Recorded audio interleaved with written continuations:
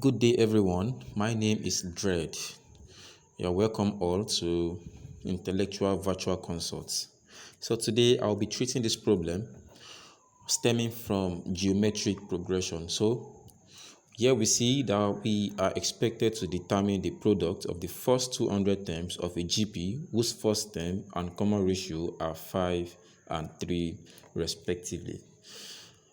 Now, in our usable textbooks in high school, we are only conversant with the usage of the formula for finding the sum of the first n terms of GP and also sum to infinity. However, a case which is noticed to be new has risen in the sense that here we are expected to determine the product of the first 200 terms of a GP whose first term and common ratio are given. So the problem you are facing right here is that what is the actual formula for solving this problem? We don't know. Yes, we don't know. So this is the reason why I want to tackle this problem so that we all can learn. All right, so this is quite challenging. So I will be forced and easily persuaded to enlighten us about how to, come about the formula for tackling this problem. So let's see. Let's make Pn to represent the product of the first n terms of Gp. So where n, which is the subscript of P, indicate the number of terms whose products are to be found. All right, so Pn is equals to T1 times T2 times T3 times continuation until we get to nth term. I hope it is clear. Are we following? All right, so we have to recall that the expression for the nth term of Gp is nth term equals to AR n minus 1. So by varying the value of this n, we will be having our first term, which is T1, to be AR raised to power 1 minus 1. As we all know, if you make n to be 1, to give us 1 minus 1, which will eventually give us is 0. Likewise, our second term, by making the n to be 2, will give us AR raised to power 2 minus 1, and that will give us AR. So this trend continues the same way, where such a way that the power of the R is 1 less than the position of the term. So here we are expecting 2 to be here, and it goes on like that in that sequence. All right, it's getting interesting. So we try to put this into the expression. So we have our Pn to be equals to AR0 times AR. As for second term, therefore third term is AR squared, and it continues like that until we arrive at the nth term, whose formula is simply AR raised to power n minus 1. So we put it this way, n minus 1. All right, so we try to look at this A. We have A times A times A, and we have n numbers of A. So if we take the product of n a's in this expression, then we are going to have a raised to power n. All right, so focusing on the r's, we have r raised to power 0, we have r raised to power 1, we have r raised to power 2.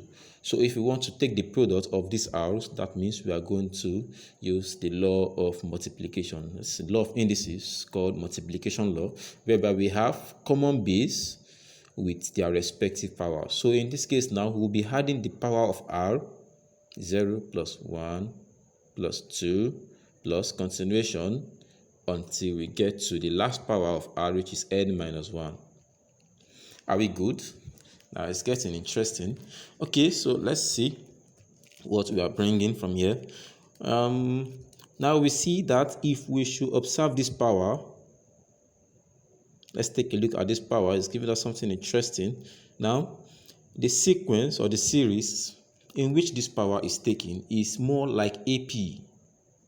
It's more like arithmetic progression because the next term is 1 greater than the preceding term. We can see that 2 is 1 greater than the preceding term, which is 1, and 1 is 1 greater than the preceding term, which is 0. So we clearly state that this type of series that is existing as the power of R is simply AP. So we find a way of summing these together. Okay, and the formula for finding the sum of AP, if we recall, is Sn equals to n. Now, how many number of terms are we actually adding? We are adding n number of R's. So simply put n over 2 into brackets, the first term, which is 0, plus the last term, which is n minus 1.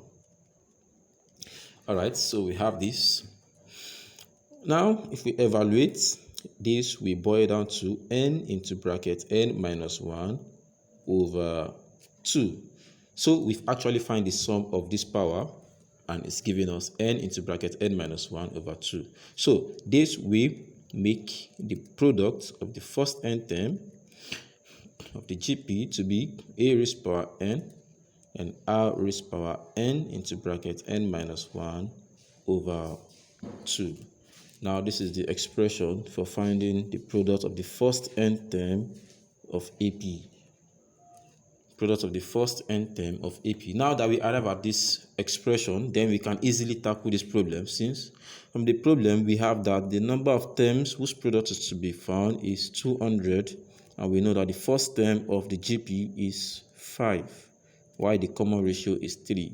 So this is make our work very convenient. Then we put P 200 to equals to 5 raised power 200, then with the common ratio 3, then raised to power, then we have 200 into bracket 200 minus 1, which is 199, then over 2. So we simply put this inside calculator and we get our answer. I think that explains well how we deal with the problem. All right, so thank you very much. We love you here, and in case you have any question, you can try to put down in our platform. So we're waiting to satisfy you all, and subscribe to our channel. Thank you. We'll meet another time.